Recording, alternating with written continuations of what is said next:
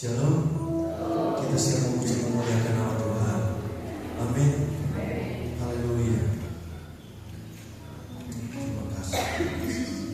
Kita percaya sambil kita menyembah, kemenangan akan terjadi di tempat ini. Haleluya. Yesus. Terima kasih Yesus. Haleluya. Kami memuji menyembah Tuhan. Kami mau rasakan Engkau hadir di tengah-tengah pujian kami.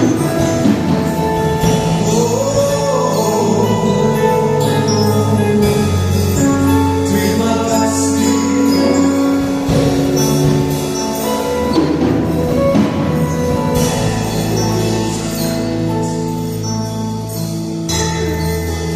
Moga pujian ini.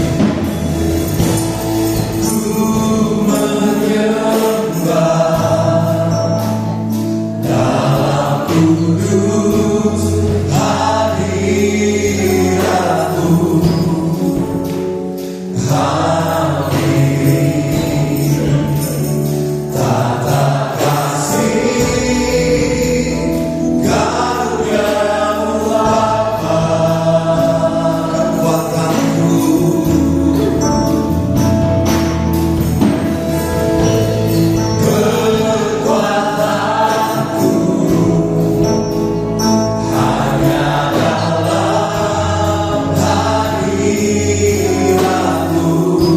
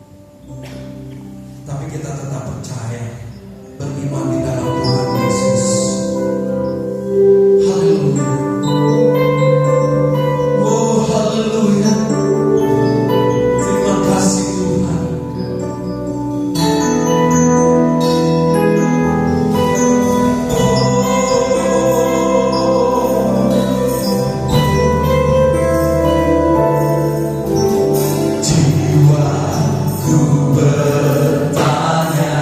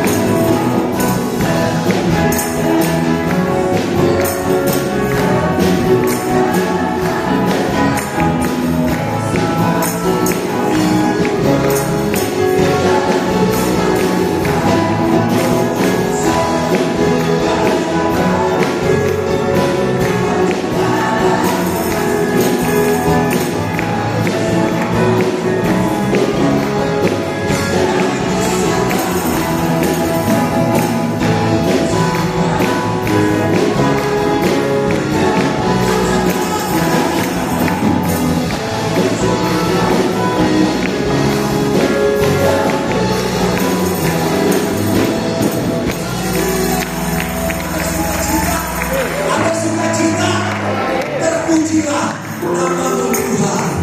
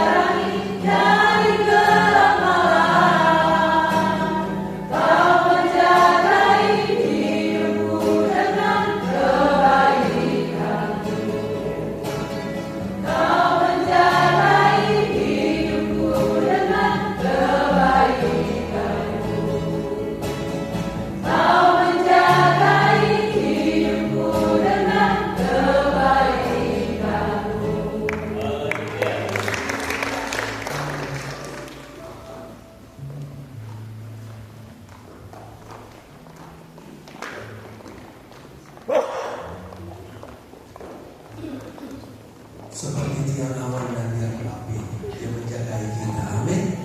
Iman itu saudara-saudara, kita percaya walaupun terik, walaupun gelap, Tuhan selalu ada bersama dengan kita. Masih ada yang mau bersaksi? Saya masih beri kesempatan yang mau bersaksi. Masih ada. Kita percaya bahwa Tuhan Yesus selalu menjaga kita. Kita akan memberikan persembahan. Ini malam ini.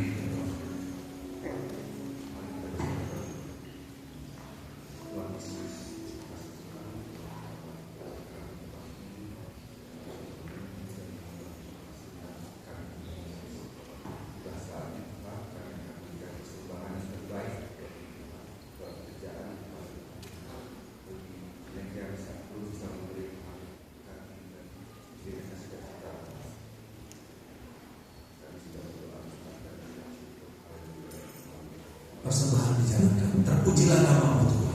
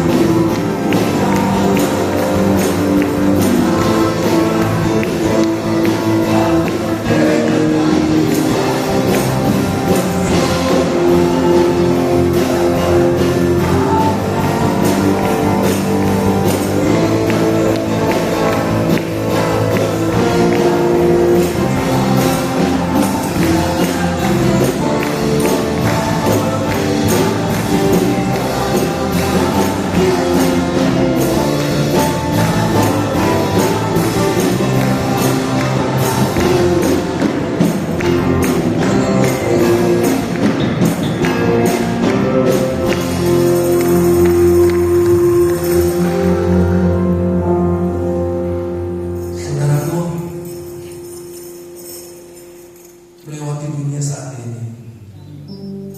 Hanya satu yang kita ingin. Tuhan, kami mau hanya dekat Engkau saja Tuhan. Kami cuma mau berjalan bersama-Mu Tuhan. Kami mau hanya mengandalkan Engkau dalam hidup kami Tuhan. Kami ingin selalu bersekutu dengan-Mu Tuhan. Ajarkan itu dalam hati kami Tuhan. Tanamkan itu dalam hidup kami Tuhan. Melewati masa-masa ini, kami mau berjalan bersama Tuhan Yesus. Haleluya. Hanya dekat Allah, rasa tenang hatiku, kau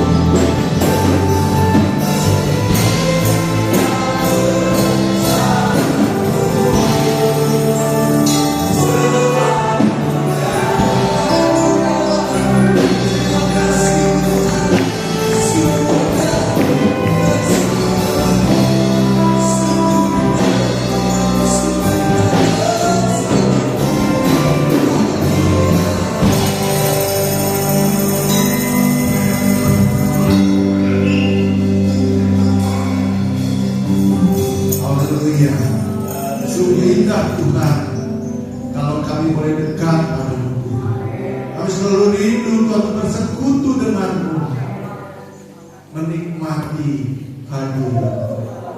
Pagi hari kami rasakan Kau hadir tengah-tengah kami Tuhan.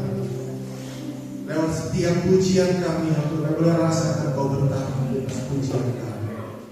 Di saat Kau memberkati kami umat dengan firman-Mu Tuhan, mari Kau berbicara bagi hari ini. Kami membuka hati buat firman-Mu, biar Kau nyatakan isi hati bagi kami. Terpujilah nama-Mu Tuhan.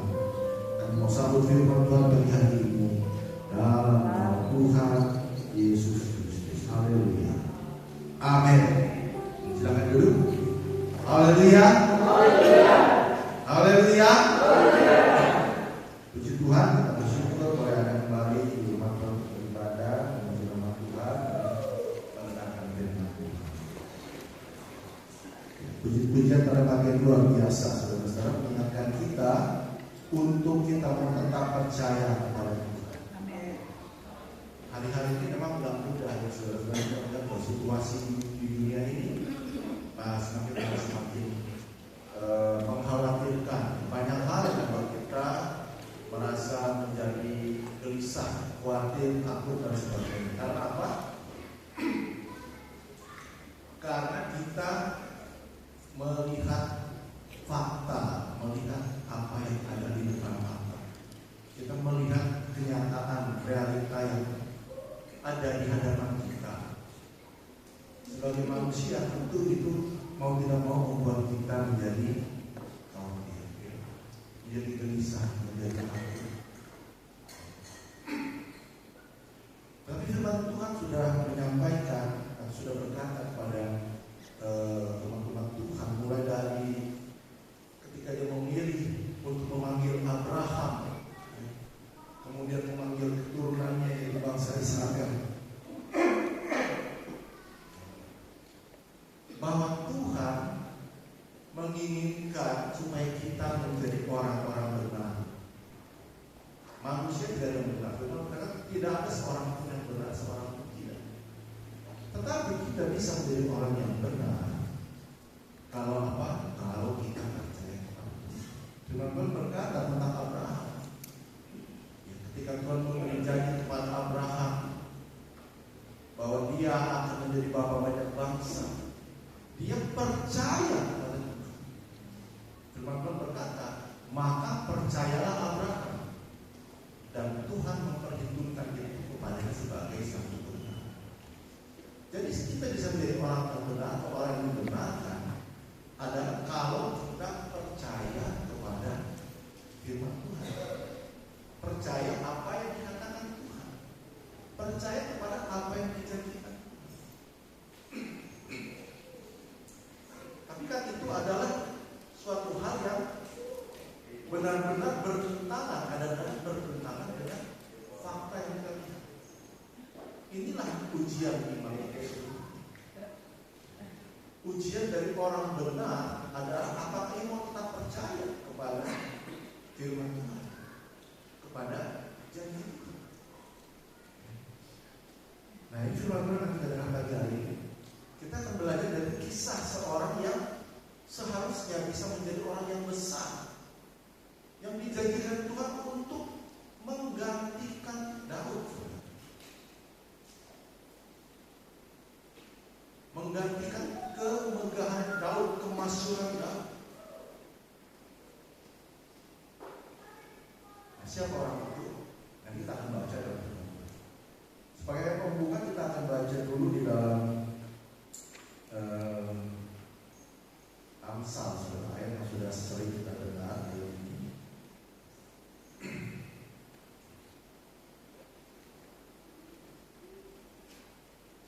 Amsal pasal 3 ayat yang kelima menjadi tema firman Tuhan hari ini. Percayalah kepada Tuhan dengan segenap hatimu dan janganlah bersandar kepada pengertianmu sendiri. Nah, kita mau bicara tentang ini.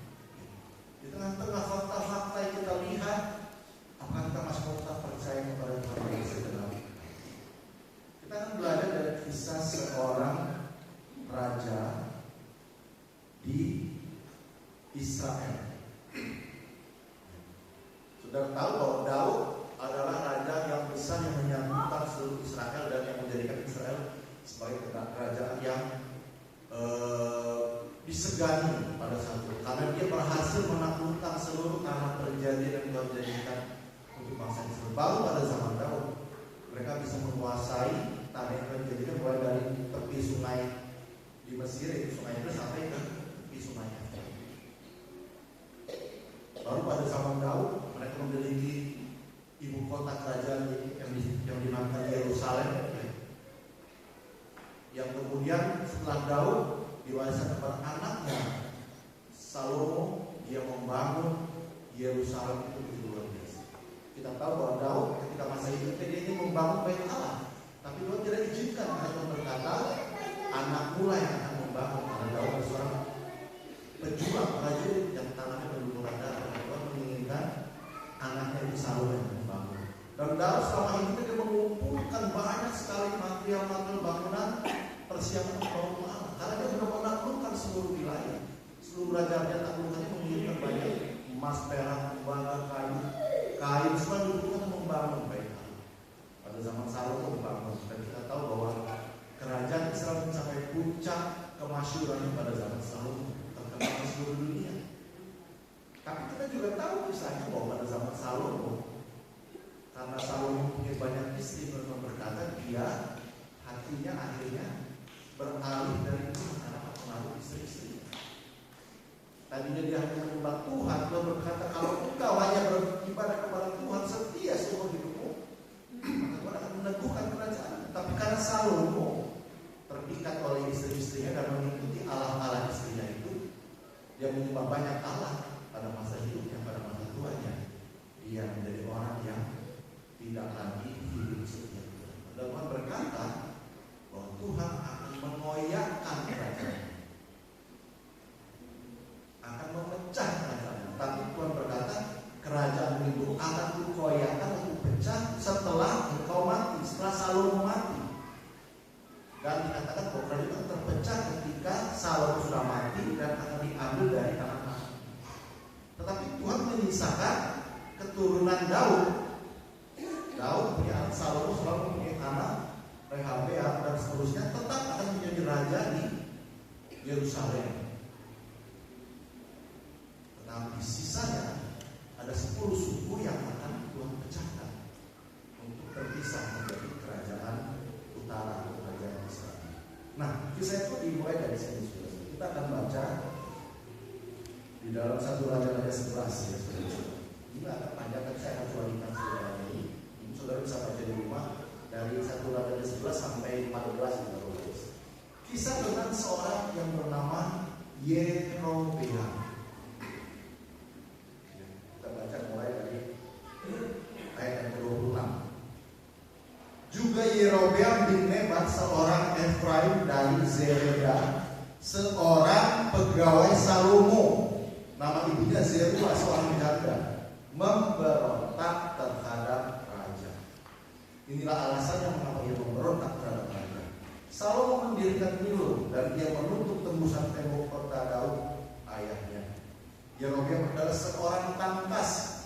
Ketika Salomo melihat bahwa orang muda itu seorang yang rajin bekerja, maka ditempatkannya lah dia mengawasi semua pekerja wajib dari keturunan Yusuf. Nah, ini adalah siapa Yerobeam.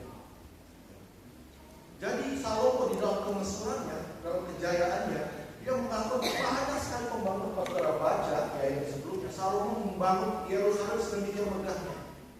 Dia membangun bait Allah demikian megah sampai apa? Seluruh kerajaan-kerajaan di dunia terkagum-kagum. Kita tahu kisah tentang Ratu Sheba yang datang dari Afrika, sana sudah ada Ethiopia. Dia melihat kerajaan yang dibangun Salomo. Dia melihat bait Allah yang dibangun Salomo. Dia melihat budaya yang dikembangkan oleh Salomo, tata cara ibadah, tata cara makan, minum, peradaban mereka. Dia berkata, aku sudah dengar tentang kerajaanmu ya Salomo. Tetapi ternyata setelah aku lihat, yang aku dengar itu gak ada Salomo. Luar biasa. Artinya apa? Menjadi suatu ikon budaya pada masa itu, pada zaman Salomo. Dia membangun Nah, terjadilah pada masa-masa pemerintahannya ada salah satu pegawai Salomo bernama Yerobeam, dikatakan tadi seorang Efraim, berarti dia keturunan Yusuf. Ya, pegawai Salomo, dikatakan apa? Dia adalah seorang yang tangkas, orang yang cerdas, orang yang rajin. Dan dikatakan di ayat 28, Salomo melihat bahwa orang muda itu seorang yang rajin bekerja, maka ditempatkannya dia mengawasi semua pekerja wajib dari keturunan Yusuf. Karena dia dari suku Efraim, keturunan Yusuf, dia ditempatkan oleh Salomo menjadi orang kepercayaannya untuk mengawasi keturunan Yusuf. Keturunan Yusuf ada dua, Manasye dan Efraim. Jadi ada seorang yang percaya Salomo, karena dia seorang yang tangkas, yang cerdas, yang gesit. Salomo itu kita tahu orang yang berhikmat, raja yang luar biasa dikagumi. Berarti kalau dia kagum pada seseorang, pasti orang itu bukan kaleng-kaleng kalau misalnya. Pasti Yerobeam ini benar-benar orang yang luar biasa. Karena apa? Karena Salomo pun sampai kagum, sampai terpesona dan tertarik menempatkan dia sebagai salah satu orang yang dipercaya. Nah, kemudian apa saudara?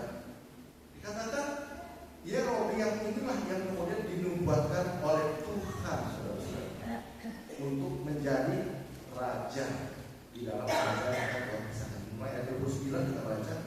Pada waktu itu ketika Yerobeam keluar dari Yerusalem, Nabi Ahia orang Silo itu mendatangi dia di jalan dengan berselubungkan kain baru, dan hanya mereka berdua ada di padang. Ahia memegang kain baru yang di badannya lalu dikoyakkannya menjadi 12 koyakan. Dan dia berkata kepada Yerobeam, ambillah bagimu 10 koyakan, sebab beginilah firman Tuhan Allah Israel, sesungguhnya aku akan mengoyakkan kerajaan itu dari tangan Salomo dan akan memberikan kepadamu, kepada Yerobeam, 10 suku. Tetapi 1 suku akan tetap padanya oleh karena hamba-Mu Daud, dan oleh karena Yerusalem kota yang dipilih itu dari segala suku Israel. Jadi dikatakan nubuat Tuhan melalui Nabi Ahia, kerajaan Israel akan dipecah, 10 suku akan diserahkan kepada Yerobeam menjadi kerajaan Israel. Sisanya 2 suku yaitu Yehuda dan Benyamin akan menjadi kerajaan Yerusalem. Ini nubuatan. Jadi Tuhan melihat potensi pada Yerobeam ini. Tuhan tertarik dan Tuhan ingin menjadikan dia seorang raja. Saudara bayangkan dari 12, 10 dikasih Yerobeam, hanya 2 yang disisakan untuk Yehuda, keturunan Daud, yaitu suku Yehuda sendiri, sukunya Daud, dan suku Benyamin yang ada di Yerusalem, ibu kota Israel. Kalau kita tahu bahwa di Yerusalem ibu kota, pasti isinya orang-orang pejabat, orang-orang kaya. Pada masa itu raja pertama adalah Saul. Saul suku apa? Suku Benyamin. Orang-orang Yunani, orang-orang pejabat. Kemudian diganti oleh Daud suku Yehuda. Jadi gak heran kalau di Yerusalem ibu kota itu isinya orang-orang ningrat, orang-orang bangsawan, yaitu adalah suku Benyamin dan suku Yehuda. 2 suku itu yang tinggal menjadi kerajaan Yehuda. 10 suku diserahkan kepada Yerobeam. Luar biasa. Kepercayaan untuk memberikan kepada Yerobeam. Dan apa yang dijanjikan Tuhan kepada Yerobeam? Kita baca ayat 37 sampai 39 kalau ada supaya tidak terlalu panjang. Ini firman Tuhan kepada Yerobeam.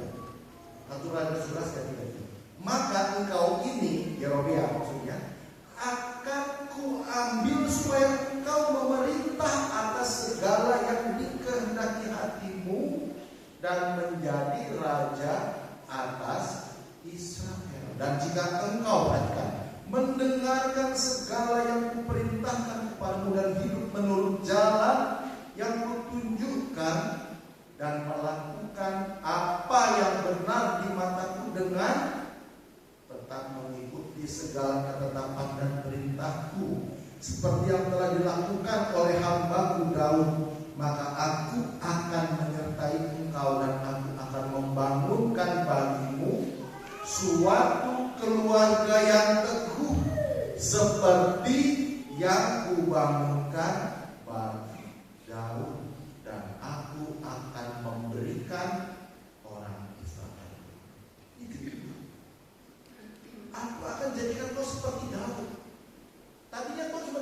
Daud sebagai orang yang dia pilih untuk memerintah seluruh Israel. Tapi karena keturunan Daud yaitu Salomo melakukan kejahatan di mata Tuhan, Tuhan mencabut keputusannya itu. Dalam hal Tuhan memindahkan, berencana memindahkan dari keluarga Daud. Daud tetap menjadi raja karena Tuhan mengasihi Daud. Tuhan melihat Daud. Kalau Tuhan melihat keturunan Daud, dia mungkin akan meninggalkan Israel bersama. Tapi karena dia melihat Daud, Daud tetap diberi kerajaan, yaitu kerajaan Yehuda dengan 2 suku. 10 suku Tuhan akan berikan kepada Yerobeam. Saudara bisa melihat betapa luar biasa. Dikatakan di sini, maka engkau ku ambil, artinya Tuhan ambil, Tuhan angkat, Tuhan pilih untuk jadi raja bagi 10 suku. Asal dikatakan apa? Jika engkau mendengar segala yang kuperintahkan, hidup menurut jalan yang kutunjukkan, melakukan apa yang benar di mataku, mengikuti segala ketetapan perintahku, seperti Tuhan mencari penggantinya Daud. Memang kadang-kadang ada hal yang miris saudara terjadi. Kita melihat Daud seorang luar biasa hebat, orang yang akan berkenan di hadapan Tuhan, yang hatinya melekat. Tetapi memang ini adalah kebenaran Tuhan, bahwa iman itu nggak bisa diwariskan saudara. Nggak berarti kalau bapaknya seorang yang beriman, bapak seorang yang hebat percaya kepada Tuhan seperti Daud, anaknya otomatis akan tetap seperti Daud. Salomo pada mulanya dia mengikuti jalan Tuhan, dia seperti Daud. Tapi kemudian jalan hidup oleh karena kemasyhuran, kesuksesan, keberhasilan, kemegahan, kejayaan, kemakmuran, semua orang ingin bersahabat dengan dia, semua orang ingin berteman dengan dia, semua orang ingin berhubungan dengan dia. Raja-raja memberikan istri-istri kepada Salomo, jadinya Salomo menjadi raja yang akan mengembangkan. Dan setelah itu kita bisa ikuti cerita kerajaan itu terus. Ada banyak keturunan Daud yang hidupnya tidak akan selesai. Jadi satu benar, iman itu tidak bisa kita wariskan. Bapaknya percaya pada Tuhan, bapaknya beriman, bapaknya hebat dalam iman Tuhan, anaknya belum. Makanya kita harus perhatikan dengan sungguh-sungguh saudara, bagaimana kita mendidik anak-anak kita, menjaga anak kita. Kita tidak bisa mewariskan iman seperti kita mewariskan rumah, mewariskan mobil, mewariskan tanah. Tapi kita bisa membawa, membimbing anak-anak kita supaya mereka bertemu dengan Tuhan, berjumpa dengan Tuhan, percaya pada Tuhan sendiri, pribadi. Itu benar yang tak harus kita. Nah, kemarin Salomo dibuang, ditolak Tuhan. Kerajaan itu dipecah. 10 suku Tuhan beri kepada Yerobeam, kembali kepada Yerobeam. Jangan luar biasa, luar biasa. Tapi kita lihat kemudian apa yang terjadi. Kita pindah ke pasal 12 ayat yang ke-25. Setelah Yerobeam menjadi raja,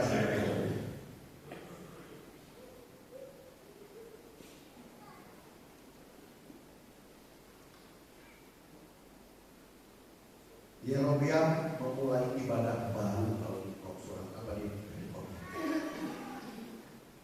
1 Raja 12 ayat 25. Kemudian perhatikan, Yerobeam memperkuat Sikem di pegunungan Efraim, lalu diam di sana. Ia keluar dari sana lalu memperkuat Penuel. Maka berkatalah Yerobeam dalam hatinya, kini mungkin kerajaan itu kembali kepada keluarga Daud. Jika bangsa itu pergi mempersembahkan korban sembelihan di rumah Tuhan di Yerusalem, maka tentulah hati bangsa ini akan berbalik kepada tuan mereka, yaitu Rehabeam, raja Yehuda.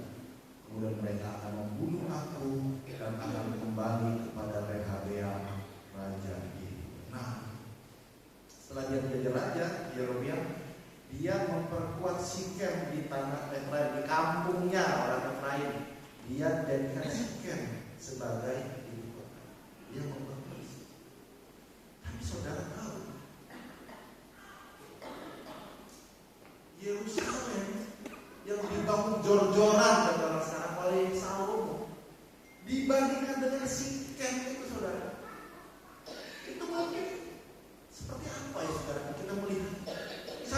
kota yang megah, pusat peradaban dunia pada masa itu.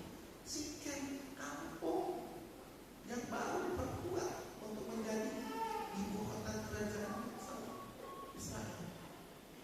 Saudara kira-kira bisa memahami, mengerti apa yang ada di pikiran Yerobeam. Walaupun dia sudah terima janji Tuhan yang luar biasa, Tuhan bilang, aku jamin kamu akan menjadikan seperti Daud asal kau setia beribadah kepada. Tapi Yerobeam dia tahu karena dia itu adalah orang yang disuruh Salomo untuk membangun. Saudara sudah baca kisahnya. Dia itu orang yang terlibat dalam mau, dia tahu betapa hebatnya Yerusalem. Sekarang dia hanya punya Sikem. Dia lihat di Yerusalem rumah ibadah Salomo itu begitu megah, emas semua di mana-mana. Ini umat Tuhan, orang Israel waktu itu semua masih beribadah ke sana, masih pergi ke Yerusalem. Ya, kita tahu dalam nyanyian ziarah, setiap orang berziarah datang ke Yerusalem untuk beribadah. Dia pikir, saya dijadikan Tuhan raja atas 10 suku. Tuhan bilang saya akan dijadikan seperti Daud. Tapi saya lihat ini, coba dilihat, coba dipikir, saya cuma kasih kampung. Rehabiam anak Salomo punya Yerusalem kerajaan. Di sana ada bait Allah yang megah. Setiap ada acara ibadah, seluruh bangsa Israel pergi ke Yerusalem untuk beribadah. Yang begini, gawat ini. Kalau Israel setiap mau beribadah harus pergi ke Yerusalem. Setiap ada ibadah pergi ke Yerusalem. Kita tahu ibadah Malaysia itu banyak sekali, perayaan-perayaan itu banyak sekali. Mereka datang ke Yerusalem. Mereka melihat kemegahan Yerusalem. Mereka melihat kemegahan bait Allah. Mereka beribadah di sana. Yerobeam pikir, apa enggak lama-lama mereka balik lagi kepada Rehabiam? Istananya lebih bagus, ibu kotanya lebih bagus, bait sucinya lebih bagus. Saya nggak punya apa-apa di sini. Ini pemikiran. Tadi saya bilang, kadang-kadang kita melihat fakta itu seperti itu. Saudara sangat kontras, dan itu benar secara fakta. Dan itu membuat kita berpikir sebagai manusia. Pikir kan calon-calonnya, pikir. Coba lihat ini. Gimana orang-orang yang 10 suku ini gak akan balik lagi? Apa jaminannya mereka gak akan memberontak terhadap saya katanya? Bisa-bisa mereka balik lagi kepada Raja Yehuda dan mereka bunuh saya. Siapa saya ini? Saya bukan keturunan bangsawan. Sukunya Efraim. Saya hanya pengawas, pegawai-pegawai yang bekerja membangun kota. Saya dikasih Tuhan kebersihan menjadi raja. Ini ada satu hal yang membuat dia gelisah. Dia berpikir, gak bisa dibiarkan. Lalu dia melakukan apa? Kita baca tentunya 28. Sesudah menimbang-nimbang, berpikir lama, menimbang-nimbang, maka Raja Yerobeam membuat 2 anak lembu jantan dari emas, dan ia berkata kepada mereka, sudah cukup lamanya kamu pergi di Yerusalem, hai Israel. Lihatlah sekarang Allah-Allahmu yang telah menuntun kau keluar dari tanah Mesir. Lalu yang menaruh lembu yang satu di Betel dan yang lain di tempatnya di Dan. Maka hal itu menyebabkan orang berdosa, sebab rakyat pergi ke Betel menyembah patung yang satu, dan ke Dan menyembah patung yang lain. Dia membuat juga kuil-kuil di atas bukit-bukit pengorbanan, dan mengangkat imam-imam dari kalangan rakyat yang bukan dari Bani Lewi. Kemudian Yerobeam menentukan suatu hari raya pada hari ke-15 bulan ke-8, sama seperti hari raya yang di Yehuda, dan dia sendiri naik tangga mesbah itu. Begitulah dibuatnya di Betel, yang ia mempersembahkan korban kepada anak-anak lembu yang telah dibuatnya itu, dan ia menugaskan di Betel imam-imam bukit pengorbanan yang telah diangkat. Setelah dipikir-pikir, ditimbang-timbang, dia putuskan, oke, stop. Orang Israel yang 10 suku gak boleh lagi pergi ke Yerusalem untuk beribadah. Caranya gimana? Kita buat tempat peribadatan baru. Di mana? Di Betel dan di Dan. Apa yang dibuat? Anak lembu. Saudara ingat kisah ini? Ini yang dilakukan oleh nenek moyangnya di padang belantara yang membuat Tuhan murka. Anak lembu emas dia buat di Dan dan di Betel. Ayo tanding-tandingan sekarang. Yerusalem punya Bait Allah satu, di sini punya 2 tempat ibadah, di Betel dan di Dan. Saya buatkan lembu emas. Saya angkat imam-imam, bukan orang lain. Ini melanggar firman Tuhan. Karena imam-imam hanya boleh dari suku Lewi. Dia berkata pada orang, stop orang Israel, jangan lagi pergi ke Yerusalem untuk beribadah. Tidak perlu. Kerajaan kita punya tempat ibadah sendiri. Di Betel dan di Dan ada lembu emas. Itu Allah yang memimpin kau keluar dari Mesir. Itu kata dia. Saudara perhatikan tindakannya yang muncul dari kekhawatirannya, yang muncul dari keresahannya. Ini membuat sebuah kesalahan yang fatal. Dikatakan dia menyebabkan bangsa Israel berdosa sebab rakyat menyembah patung. Pertama dia menyebabkan bangsa Israel berdosa karena bangsa Israel yang tadinya menyembah Allah sekarang jadi menyembah patung. Karena apa? Karena disuruh raja. Jangan lagi ke Yerusalem, ke Betel dan ke Dan saja menyembah lembu. Akibatnya apa? Kalau saudara baca di dalam 2 Tawarik, itu imam-imam yang orang-orang Lewi yang ada di kerajaan Yerobeam kan 10 suku pindah ke Yerobeam. Berarti kan masuk suku Lewi. Suku Lewi itu ada di kerajaan Israel, saudara. Yang sisa di Yehuda kan hanya Yehuda dan Benyamin. Suku Lewi semuanya ada di seharusnya ada di situ. Di kerajaan Israel. Tapi karena perbuatan Yerobeam, imam-imam dianggap bukan dari suku Lewi. Suku Lewi tidak ada kerjaan. Maksudnya kehilangan tugas utama mereka. Akhirnya apa? Dalam 2 Tawarik mereka semua pergi meninggalkan Yerobeam, pindah ke kerajaan Yehuda. Karena di sana ada Bait Allah. Di sana orang Lewi bertugas menyembah Allah yang benar. Dan juga bukan hanya orang Lewi, orang-orang dari suku-suku 10 suku itu yang tidak setuju dengan keputusan Yerobeam, mereka semua yang mau beribadah ke dalam pindah semua pergi ke kerajaan Yehuda.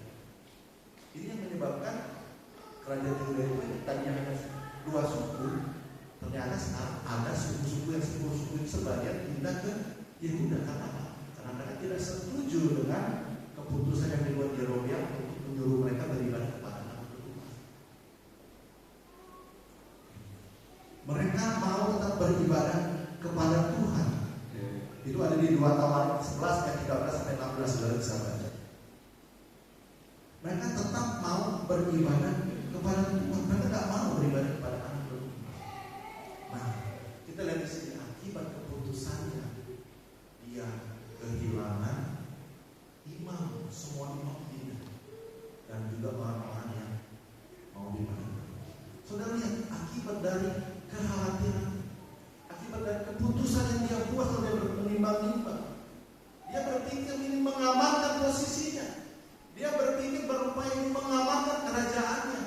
10 suku yang dipercayakan kepadanya dia mau jaga supaya jangan kembali kepada kerajaan Yehuda. Tapi apa akibat dari perbuatan? Justru dia kehilangan para imam dan orang-orang yang beribadah kepada Tuhan. Dia melakukan dosa yang menyebabkan umat Israel berdosa kepada Tuhan. Dan Tuhan menegur dia, saudara-saudara. Saudara baca di dalam pasal yang ke-13.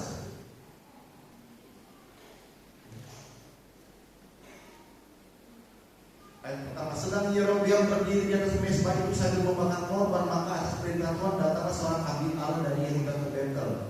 Lalu atas perintah Tuhan bersuruhlah orang itu terhadap mezbah itu, katanya, hai mezbah, beginilah firman Tuhan bahwasanya seorang anak akan lahir pada keluarga Daud, Yosia namanya, ia akan menyembelih di atasmu imam-imam bukit pengorbanan yang membakar korban di atasmu, juga tulang-tulang manusia akan dibakar di atasmu.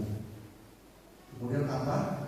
Yang 4, demi Yerobeam mendengar perkataan abdi Allah yang diserukan terhadap mezbah di Betel itu, ia mengulurkan tangannya dari mezbah dan berkata, tangkaplah tangan yang diulurkan terhadap orang itu menjadi kejam sehingga tidak ditarik kembali.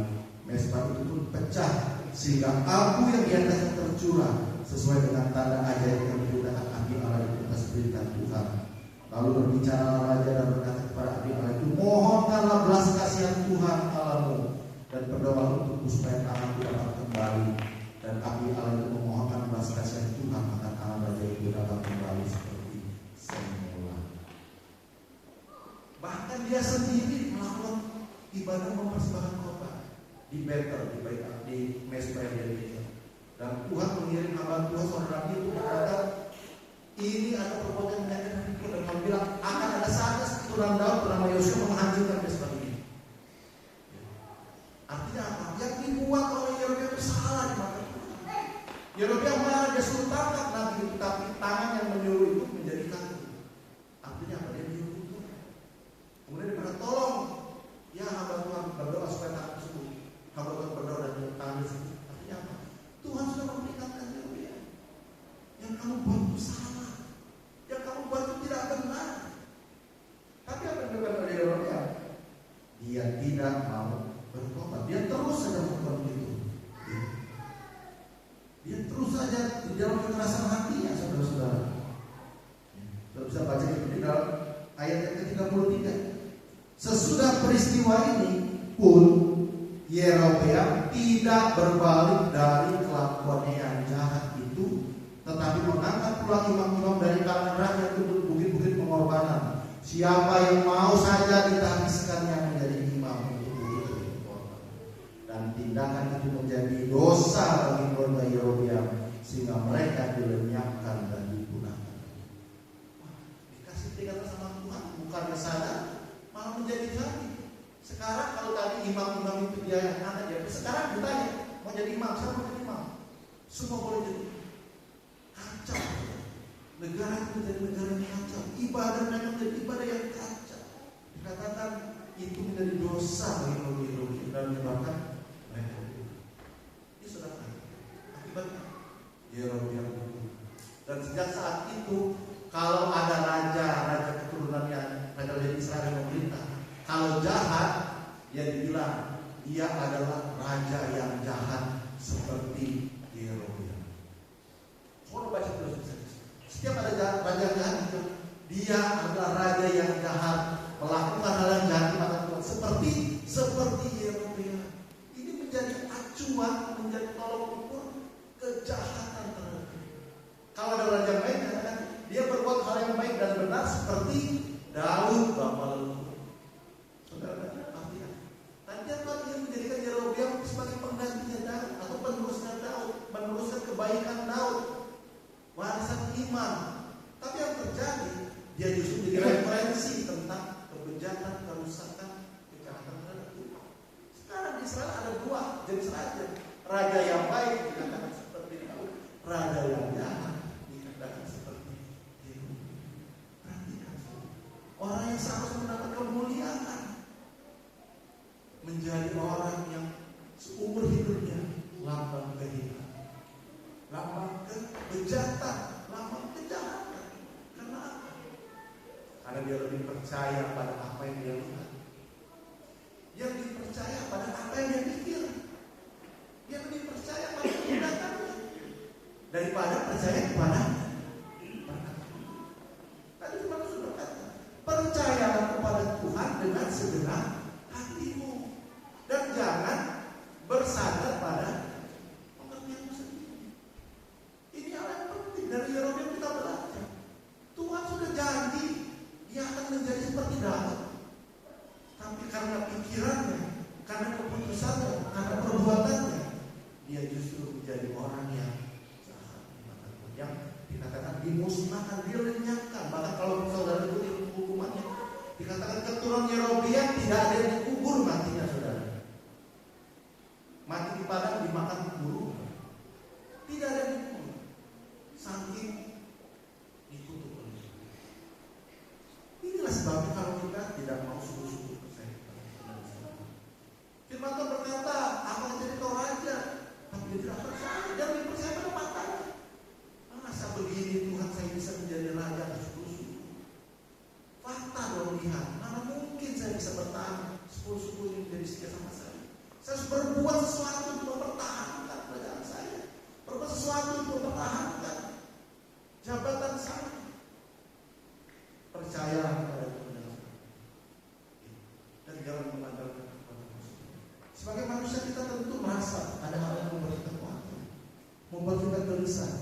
Itu bukan hal yang salah, saudara. Namanya manusia. Tapi kita harus tahu kemana kita harus berlari. Ketika kita menghadapi masalah itu, kita baca Mazmur 43 ayat 5. Raja Daud berkata, "Mengapa kau tertekan hai jiwaku, dan mengapa kau gelisah di dalam diriku? Berharaplah kepada Allah, sebab aku bersyukur lagi kepadanya, penolongku." Dan kalau kita gelisah, kita khawatir, kita takut, harus berlari kepada Tuhan. Karena apa? Karena banyak jalan yang orang rasa lurus, pikiran kita ini benar, ini lurus, ini bagus. Amsal 14 berkata banyak jalan yang bisa lurus, ujungnya menuju maut. Kalau kita ikuti, kita menuju. Kalau kita gelisah, kita khawatir, kita harus mencari Tuhan. Yesaya 28 ayat 16. Sebab beginilah firman Tuhan Allah, sesungguhnya aku meletakkan sebagai dasar di Sion sebuah batu yang terpuji, sebuah batu penjuru yang mahal, suatu dasar yang teguh. Siapa yang percaya tidak akan, siapa yang percaya tidak akan. Tuhan sudah meletakkan satu batu penjuru. Siapa itu? Yesus. Percaya kepada Yesus, sungguh maka kau tidak akan gelisah. Tapi kalau kau lebih mengikuti kegelisahanmu, pikiranmu, engkau akan berbuat hal yang membuat engkau menjadi tidak percaya kepada Tuhan. Percaya dalam bahasa asing, bahasa Ibrani itu memiliki arti berlari, berlindung. Artinya apa? Kita berlindung di balik siapa? Di balik apa yang kita percaya. Batah itu dalam bahasa Ibrani. Artinya berlari, batu bersembunyi, berlindung. Di balik apa? Di balik siapa yang kita percaya, di balik apa yang kita percaya. Kalau kita percaya kepada Allah, kita berlindung di balik Allah. Kita percaya pada janji Allah, kita berlindung di balik janji Allah. Dan jangan lagi bersandar pada pikiran kita sendiri, pada pengertian kita sendiri. Tapi memang kadang-kadang seperti kita melihat, waduh, saya sudah berdoa, Tuhan berjanji menolong saya, tapi ini di depan mata ada gunung yang tidak berdiri. Masalahnya masih ada, kesulitan masih ada, problem itu ada. Masih kita mau percaya, kita gelisah. Tuhan berkata tadi, barang siapa percaya tidak gelisah. Tuhan berkata di dalam Filipi 4 ayat 6 sampai 9.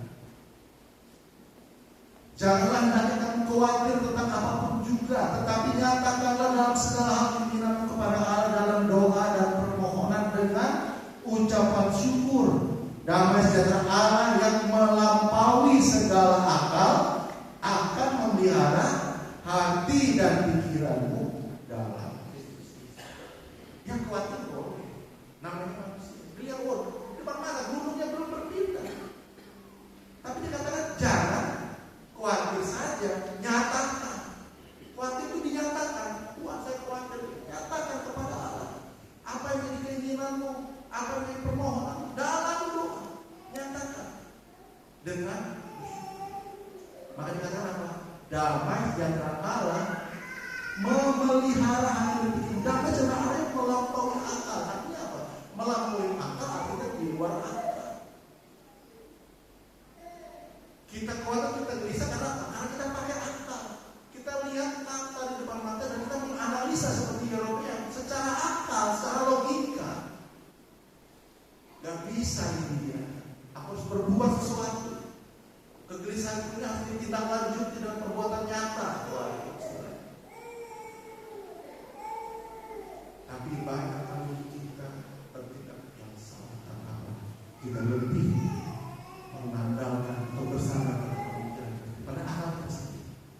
Firman sekali lagi berkata, percayalah, artinya berlindunglah di balik percaya kepada Allah dengan segenap hati dan jangan bersandar pada pikiran sendiri, pada akal. Apapun masalah saudara terjadi, apapun persoalan saudara, seperti tadi kita bicara, walaupun kelihatan masih ada di depan mata jelas tetap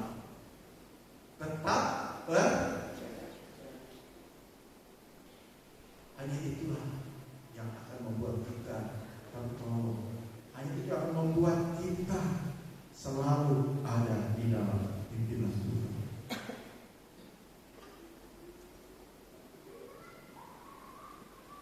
Mari pagi hari ini saya tidak perpanjang firman Tuhan, biar kita bersungguh-sungguh memahami firman Tuhan dan supaya mengerti.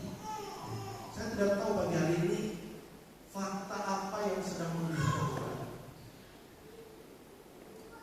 Realita apa dari kehidupan yang saat ini sedang menggelisahkan Tuhan. Ingat, kita punya janji. Tuhan berjanji memberkati engkau asal kau percaya, asal kau setia melakukan perintah Tuhan, taat, beribadah, melakukan semua perintah Tuhan. Lakukan itu, lakukan dengan sungguh-sungguh, percaya sungguh-sungguh. Kekhawatiran sampaikan dalam doa. Jangan dipikirkan sendiri, jangan ditindaklanjuti sendiri, jangan diputuskan sendiri. Sampaikan pada Tuhan. Saudara resah, gelisah, khawatir, sudah berdoa, sudah tanya Tuhan.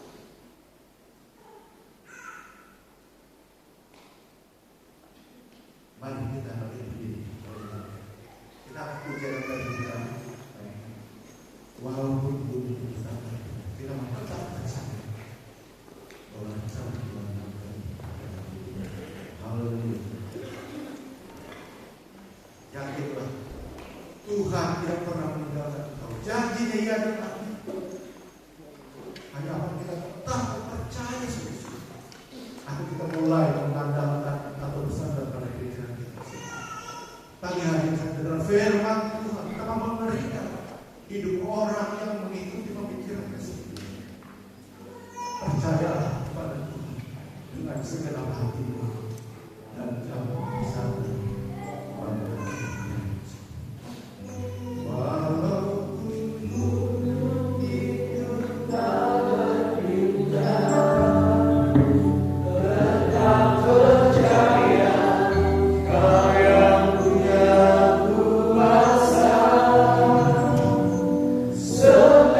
Sekalipun ku dalam lembah gelap,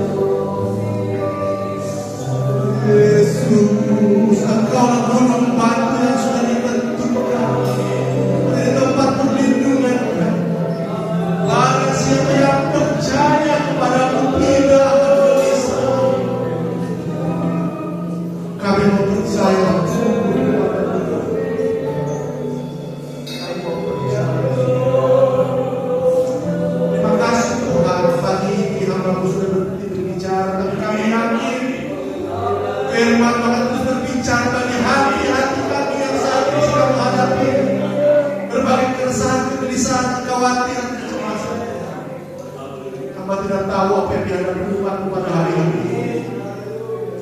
Tapi firman Tuhan pagi ini dengan jelas mengingatkan kami agar kami percaya kepada Tuhan dengan segenap hati dan tidak bersandar pada pikiran kami sendiri. Terus memberkati umat ini dengan kekuatan dan iman yang teguh, percaya setiap janji firman Tuhan, mempercayakan hidup kami ke dalam tangan. Ini doa, ini permohonan.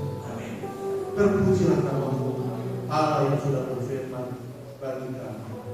Sambut firman-Mu dalam nama Tuhan Yesus Kristus. Haleluya. Amin. Saya kembalikan kepada Tuhan.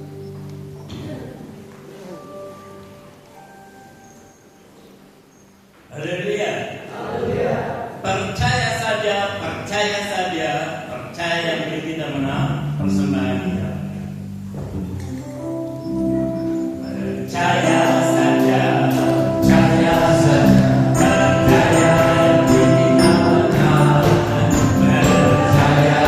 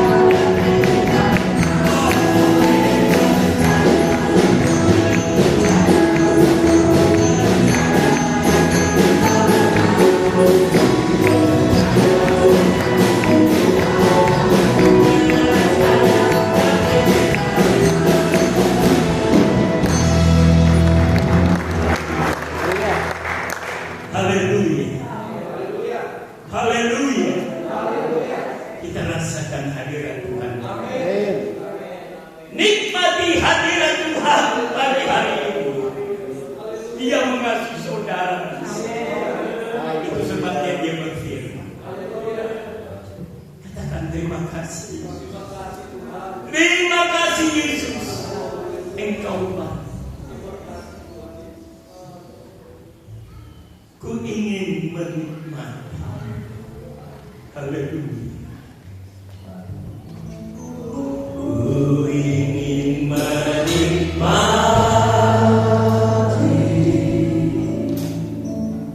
pribadi-Mu Tuhan.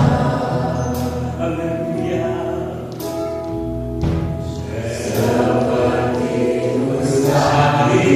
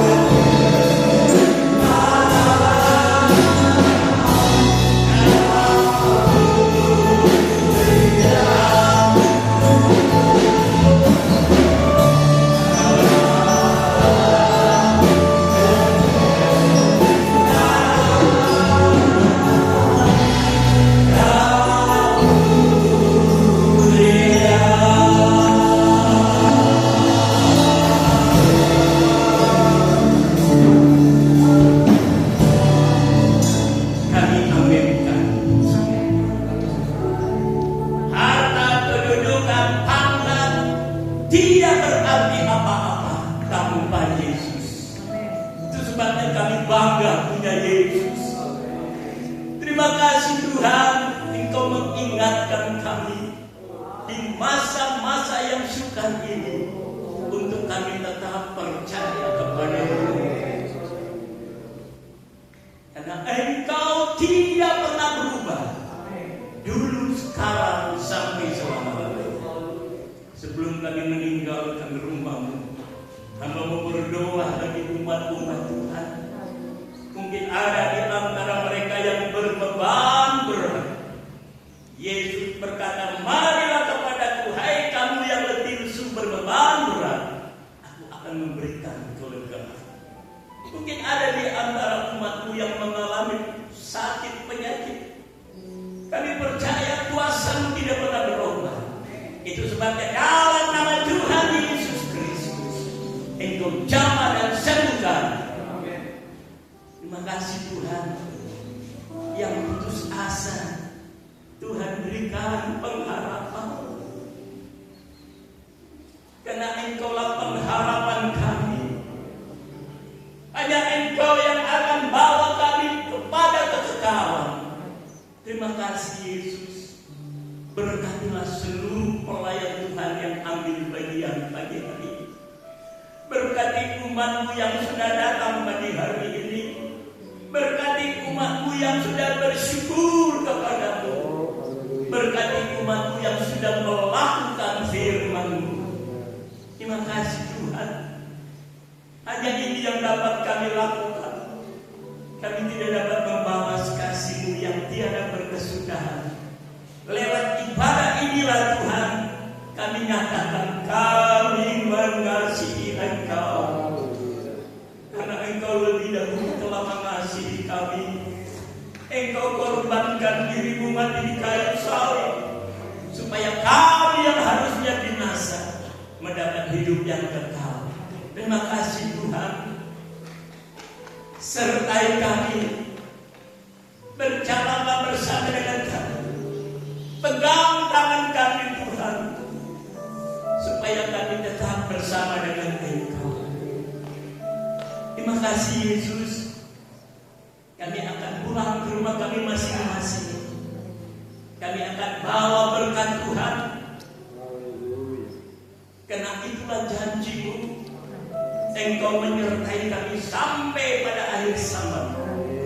Kami juga mau berdoa buat rencana ibadah retreat ulang tahun GPDI yang ke-36. Kami menyadari Tuhan, kalau kami boleh berada di usia yang ke-36, bukan oleh kuat dan gagah kami, tapi inilah bukti bahwa Tuhan menyertai kami. Sebab itu kami mau mengucap syukur lewat ibadah retreat. Terima kasih Tuhan. Satukan kami di dalam kasih-Mu, untuk kami menikmati damai sejahtera dari Allah. Terima kasih Bapa. Akhirnya jemaat Tuhan yang dikasihi oleh Tuhan, sahabat-sahabat Allah yang setia, terimalah berkat dari Allah Bapa, cinta kasih di dalam anaknya yang tunggal Yesus Kristus, serta persekutuan Allah Roh Kudus menyertai kita mulai saat pagi hari ini sampai Maranatha, Yesus datang yang kedua kali. Dalam nama Tuhan Yesus Kristus, kami tamatkan ibadah, kami terima berkat Allah. Yang percaya katakan amin.